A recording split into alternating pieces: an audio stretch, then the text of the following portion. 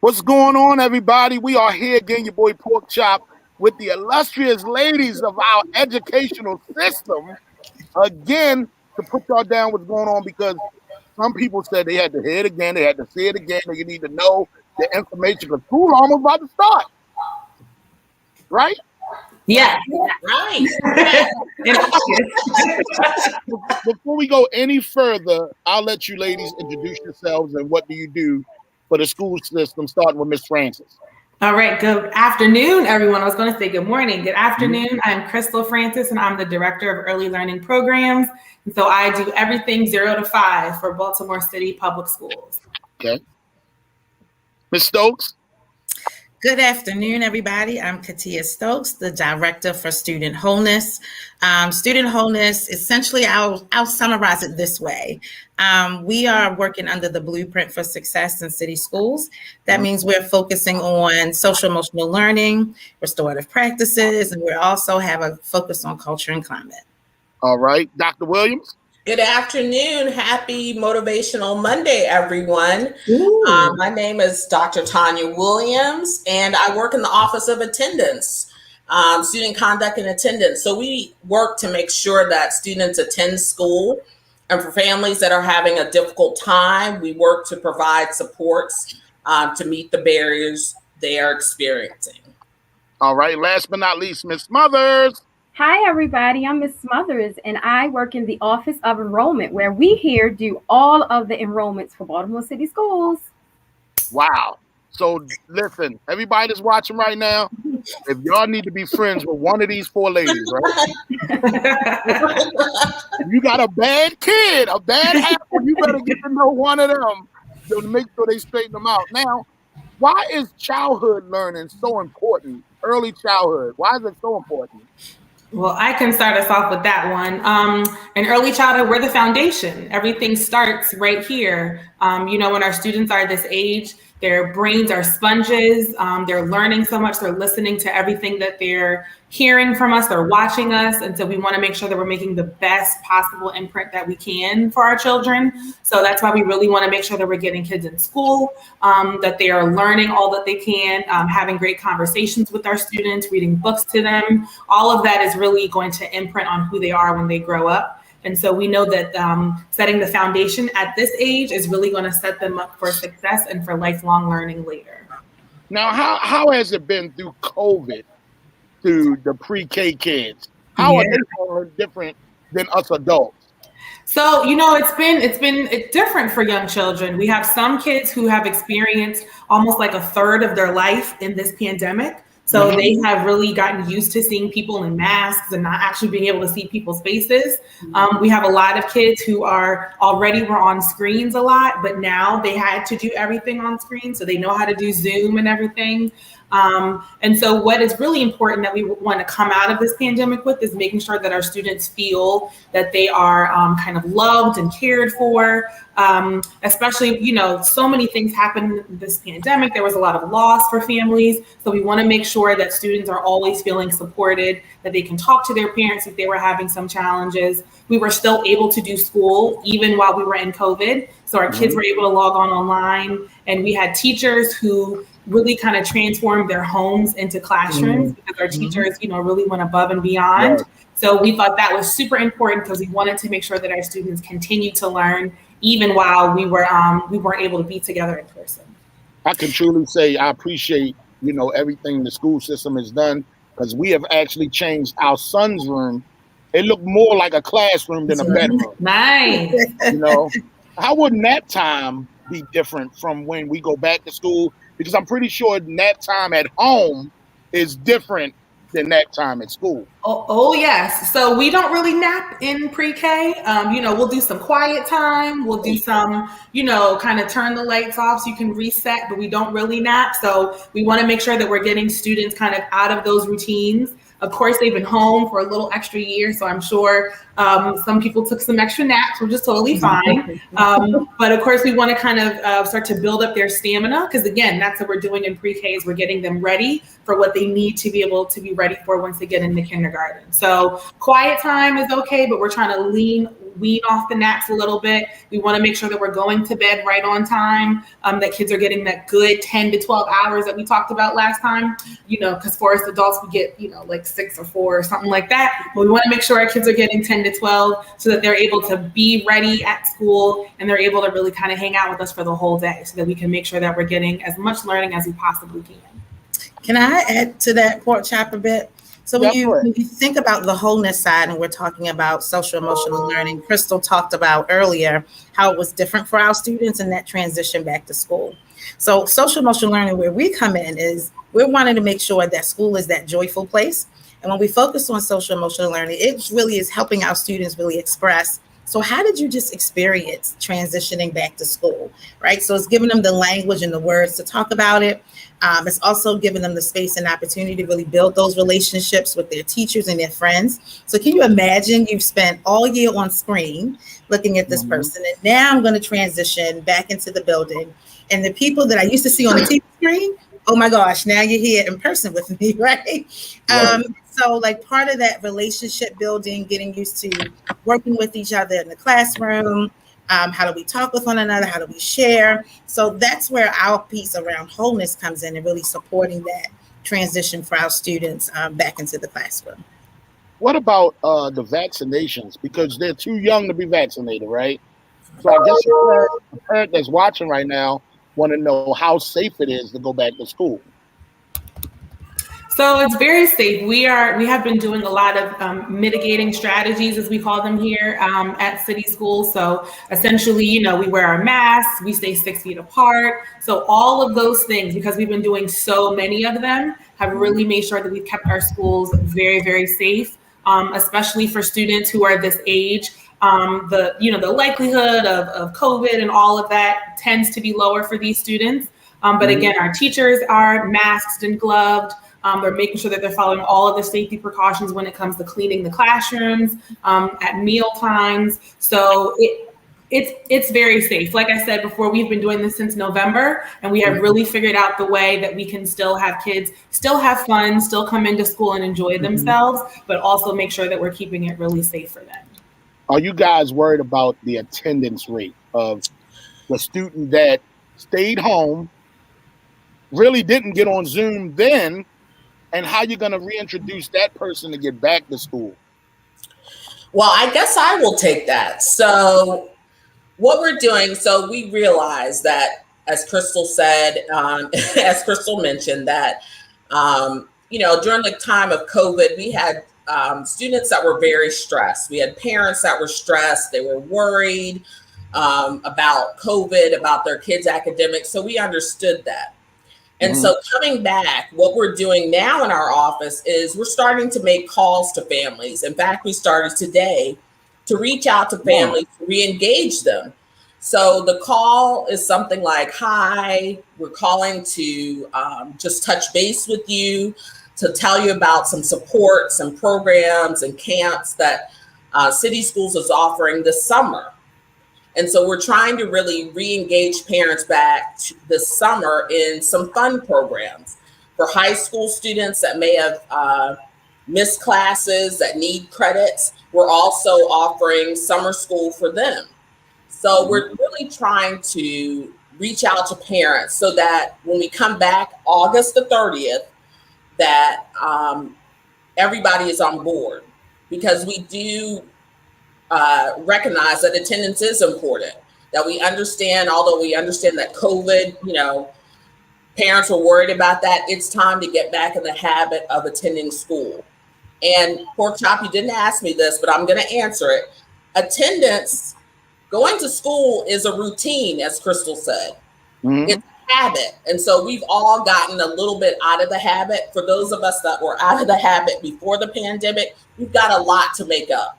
Because when you're attending school, you get that social, emotional, those skills that Ms. Stokes talked about. You get the academic, the reading skills that children need. So we want our kids to get back in the habit of attending school consistently and coming on time. If you look at the research, as we talked about last time, the research shows that Missing school in the younger grades that Crystal mentioned is a predictor of how you attend school in the later grades. Right. So a lot of times kids that are in the 9th and 10th grade, we're going, well, why is he missing 20 or 30 or more days? Well, if you look at their attendance history, they started out missing a couple of days at a time in the younger grades, and it just adds up. What are the most common reasons why students are absent? Why are they not coming to school? Well, it could vary. We talked about COVID concerns this year, but we have students and families that are homeless. We have parents that are ill, students that are ill. A lot of our high schoolers this year took on jobs. So because families in some cases were struggling, we had high school students that were working. And we also have a lot of issues with like housing. So there's a variety of issues that students are missing school, but our job is to really provide those supports to families. So if families are in need of housing, or if a family is suffering from a lack of food, we work with the families to get that information and those supports to them. Don't forget, man, you got any information, you can log on to www.baltimorecityschools.org/enroll or call 410-396-8600. Have y'all been getting a lot of calls and emails about how to enroll? Because it's a lot of kids that probably went from middle to 9th or from elementary to middle, but then COVID happened, so now they don't even know what school they're supposed to go to. Yes, we've actually had a lot of people call and come to this office to find out what schools they are going to be in, and to also enroll in schools. We've had a lot of families that have moved here to Baltimore City that need to get their student enrolled in school. So we've had a lot of traffic. That's good, man. Let's get with wholeness. And what does wholeness mean for school students, Miss Stokes there? Yeah, so I was going to mention, do you remember last time you got on all of us because we all did this in the beginning? Y'all remember that, did you? He did. Well, I'm going to say wholeness kind of makes you feel just like that. No, but really, it's really about making sure that we're having joyful, welcoming, and safe environments. And wholeness is also about making sure that we have opportunities for our young people to feel like they can pursue their interests and their passions. So when you think about wholeness, it extends to everything from taking care of needs to athletics and extracurricular. When you talk about wholeness, we're also talking about, I said earlier, like that social emotional learning, which are all the skills that we use every day to be able to interact with each other, to negotiate conflicts, to develop relationships, to be able to speak about who we are, share our emotions. So wholeness, when you think about that word whole, we're talking about whole child, everything from education to emotional health, mental health, physical needs, as well as social needs. Right. It's almost as if, wholeness is like having a therapist for the young kids too. I guess you could call it something like that. I would say it's helping the young person be the best version of themselves every single day. So this is about our young people being able to discover who they are, not have someone else dictate who they are, or not have their circumstances dictate who they are. But it really is empowering. And I'm not going to say empowering because it almost feels like we're doing something to someone. But it's about helping our young people discover more and more about who it is they are, what it is they like, and really be able to use their voice to really talk about and advocate for themselves. Why is the shift so important from going from wholeness to other subjects like math and science then? So when you think about it, when you're in school, social emotional learning is really a good foundation for everything else. And when you think about on the school climate side, if my school is engaging, it's motivating, I really want to be there, it's a place that I want to be and I have connections, then that increases my likelihood of being able to engage in the instruction in the lesson. If I'm concerned and worried about bullying, or if I'm concerned and worried about that person over there talking about me, I can't focus in on what instruction is happening, right? So if I'm concerned about whether or not I feel safe in the school building, then I can't really focus on the instruction. If I am thinking about how hungry I am, my belly is rumbling, then I am not really focusing on instruction. So the wholeness piece is really truly important, and it's a true foundation to make sure that our young people can stay engaged and motivated. Well, thank you so much. Now I know enrollment is Dr. Williams, right? Attendance. But Miss Smothers is enrollment. Right. All right, Miss Smothers. But it's all together. I just knew I was doing something good just now, and it just fell apart. You're very close, real close. Okay. I know they side by side in my picture, so they right there. Miss Smothers, how can the babies get enrolled to a school right next to them? What they got to do to enroll? Okay, all they have to do is actually go right to their neighborhood school, or they can sign up online. They can apply. That's simple. Yep, that's simple. Wow.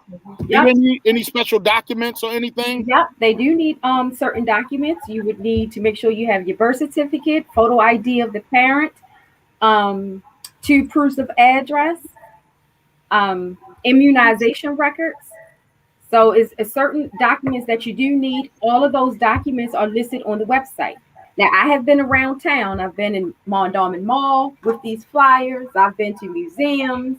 I've been down to the aquarium, been to several different locations, shelters, giving out flyers, having conversations with families in reference to enrollment and how to enroll is very, very important, because July 1st is our next big enrollment date for all enrollment. So please, please, please, you can visit your neighborhood school or visit our website and actually apply online.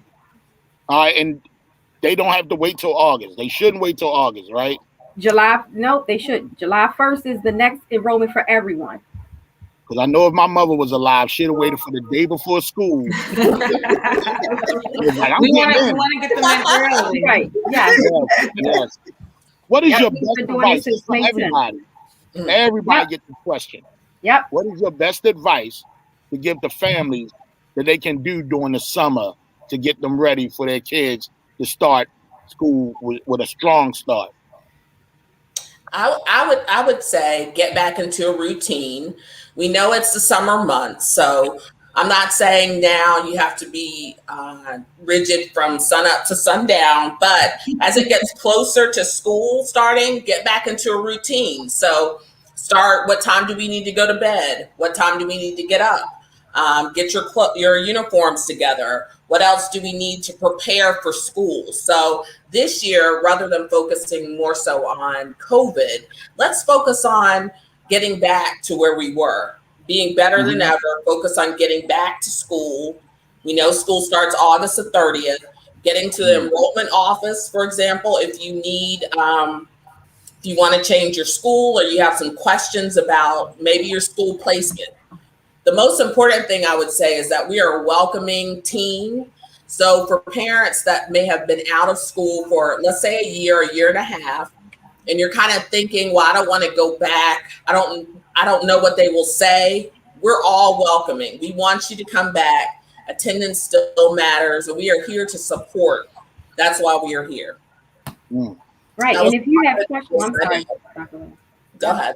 And if I was going to say, if you have questions, parents, don't hesitate to contact the school, to contact our office. We are here to help, definitely to answer all of your questions so that you can be prepared and you won't wait to the last moment and then you're trying to move around and try to get everything done. This is the time to do it now. We are definitely here in the office to help. Ms. Francis? So I would say Dr. Williams actually took my answer, because that's always the best thing, is really get those routines together. But I would also say for parents to spend the time this summer just talking with your child. You can do a thing where you kind of like narrate your life. So, I'm walking into the kitchen, I see a cabinet, what's inside of the cabinet? just kind of exposing your children to all of these words and everything that's around them. Like I said earlier, kids are sponges, so they're listening to all of those things. Or you say, uh-oh, I dropped something on the floor. What should I do? Oh, we should pick that up. Just all of that language. It's so rich for students. So I think that's really important. You don't have to sit down and start doing workbooks or worksheets or anything to get kids ready for summer. It really is just about kind of exposing them to a lot of stuff. We've had some events around the city where we've been opening up the city, going to the zoo, the aquarium for free. Go and look for those opportunities. The Enoch Pratt Library always has an amazing summer reading program. So look for those things. There's a lot of free stuff that is happening around the city, but just avail yourself of that. And then when we get a little bit closer to August, start setting that bedtime routine, start working on, what we're going to do in the morning time and how do we get our uniform ready so you'll be ready to go on August 30th because we looked up that date and that's the first day of the school. Well, on my side, I'm going to say I'm going to do what to do. I'll give one advice for something to do during the summer and preparing for returning to school. So again, I'm on the wholeness side. And as I said, it's really important that our young people can discover their voices. So I would encourage families to really do a game around affirmations. And it's very simple. You look at each other and it's just, I am. And the individual can say, I am smart. And then the parent can come back and say, well, I am beautiful. And then the child can come back and say, well, I am motivated. And then the parent can come back and say, well, I am, give me a word, Porkchop. I play too much. I'm not going to be able to play this game. I play too much. They're going to be like, you're going to say, I am smart. That's yours, Porkchop. Yes. Huh? I am smart. That's yours. Yes. You said smart already. See? Right. I'm already. Humorous. But the good thing to that is, one, it is giving that motivational, affirming message at the beginning. Right. It also helps to speak to what Crystal talked about earlier, just around building that language. It also gives you an opportunity to just kind of check in on where your child is. So we can always tell the difference in mood. So one day they might be really extra excited sharing that, and the next day might not be as exciting. So it gives you an opportunity to kind of check in with what's going on.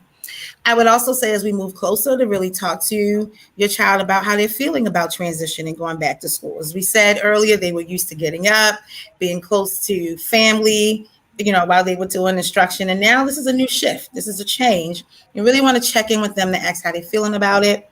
As schools are beginning to opening, there are a lot of schools that may be offering an open house or a sneak peek day to come back early. I would really encourage families to make sure that they take their young people just to take a tour.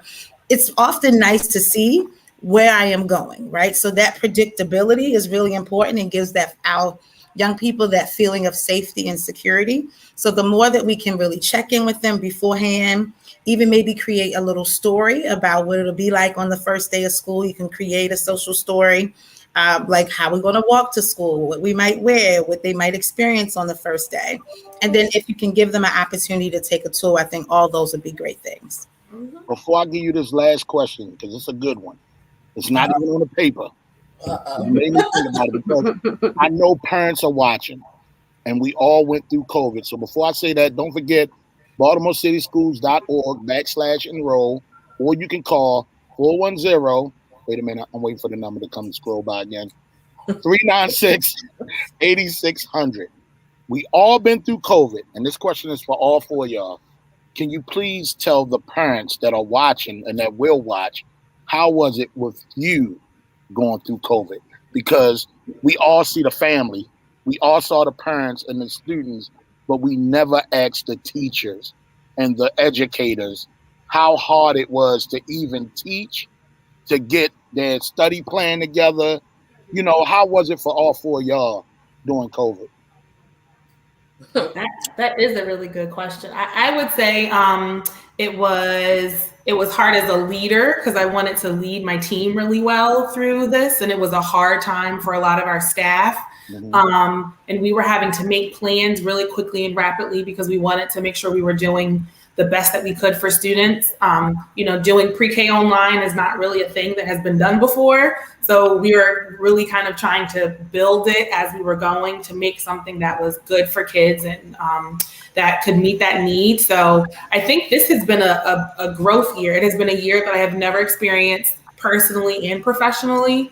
And so I'm excited about recovery and getting kids back. I'm excited to get back to, a little bit of normalcy in our real life, be able to go outside and travel and see family and all of that. So that's really exciting too. But yeah, I appreciate you for asking that question because I don't know if anyone always checks on the rest of us. But yeah. Thank you for asking that. Y'all had the hardest job ever. Like to me, going through COVID, I suffer from depression and anxiety.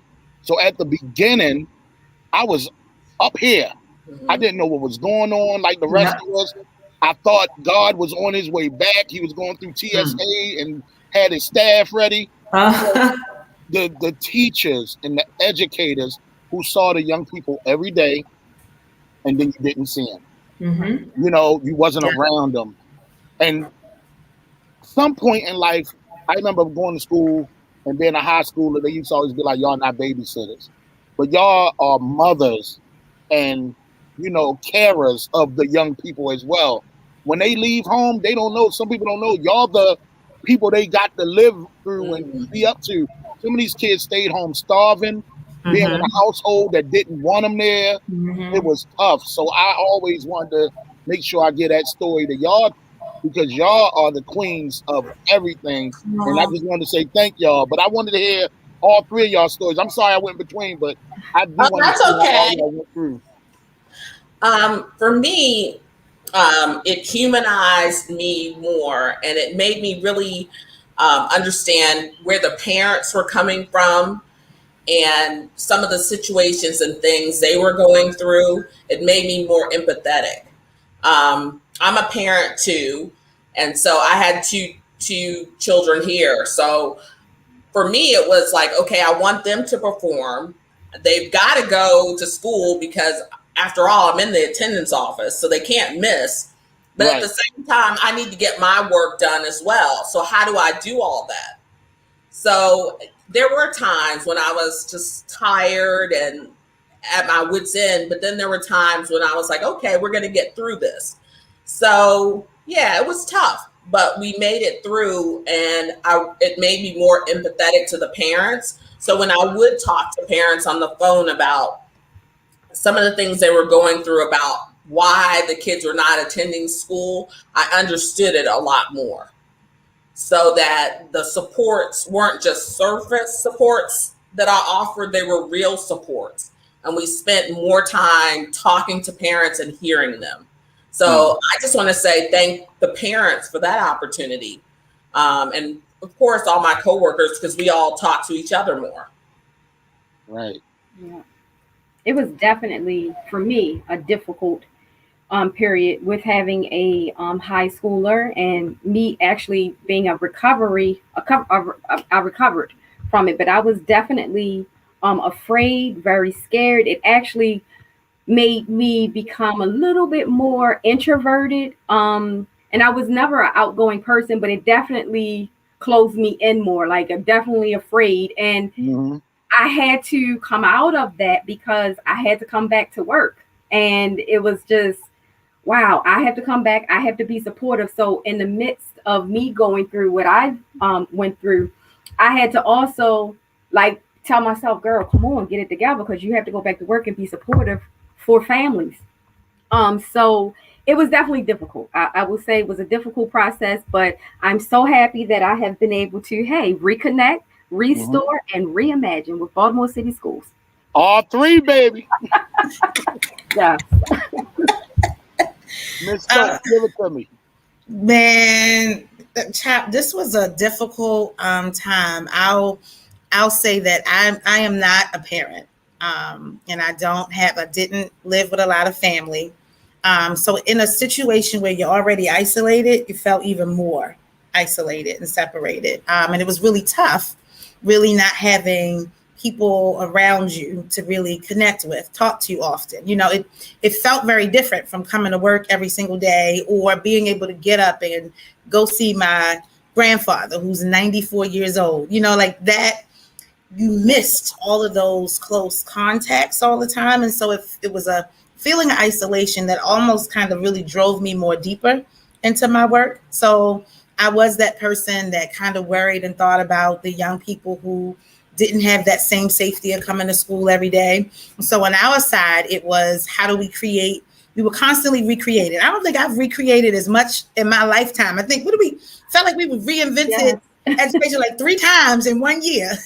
So much. So on our side, it was like constantly turning your wheel and trying to stay attuned and abreast with how others are feeling and how can we really tap into and connect. And I'll be honest, it wasn't just COVID. I mean, it was Breonna Taylor, it was George Floyd, it was all of that was happening at one time. And I mean, I had the range of emotions from isolation to being frustrated and mad. I was ready to go out and do something, protest, and then, you know, sitting down and really thinking about what in the world are we experiencing. So for me, it felt like being on a roller coaster. But at some point, I really kind of dug in deep because I knew that what we were doing, there were a lot of young people that really needed what we were providing. And so, and I'll be honest, I think I could really feel the work a little bit more differently because our work is really into tapping into your emotions and really share what's happening and really be able to look at the world and talk about how what's happening in the world is impacting you. It made me be able to really make the work more relevant, right? It was more real because everyone was in the same situation. Everybody was in the same boat, right? And so it really, I felt like I had to throw in a little bit more during this time, but it certainly was stressful and rough. Listen, for all the teachers, all of principals, vice principals, everybody at North Avenue, you four as well. I would like to say thank y'all for everything y'all ever did. From the day y'all started the job to the end. I hope COVID, me and my wife always say this, I hope COVID got us as Black people to get to know their kids, get to know the people in your house. God has given us a year to sit down and get your thing together, whatever it may be.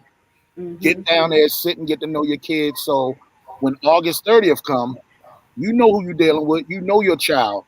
Talk to your child and say, school is not a bunch of babysitting. Go learn something. Let's get this together. And, you know, let's move on. Let's get over it because we all got a lot of work to do come August 30th. That's right. We're redoing school. We're redoing it. What's the 3 R's you said, Miss Smothers? Reconnect, restore, reimagine. Give me the key to my Hyundai. So now we can do this? Okay, good. Old time. Yeah. Mama stay, Mama side, Mama side. Thank y'all so much. I can't wait to get go to where y'all at. I'm going to pop up. We'll be ready for you. We'll be ready. As long as I'll bring the chicken boxes. I got you. Oh, yes, we'll be ready. Wait, I can't do the chicken. Just bring some lake trout with you, some white. You won't eat this chicken. The box from Royals up the village. I'll take her chicken. But now give me a good Royals. You use some imitation crab meat sticks and some fries and call it a day. Well, you can give me a Coco's crab cake. You want to be rich? Like anybody got Coco's money? You gonna get this Chinese food chicken box and call it a day. Y'all have a good one. Don't forget www.baltimorecitysschools.org/enroll or call 410-396-8600. Thank you all. I can't wait to see y'all. We're gonna have a banging new year. Absolutely. Yes. Thank you so much. I received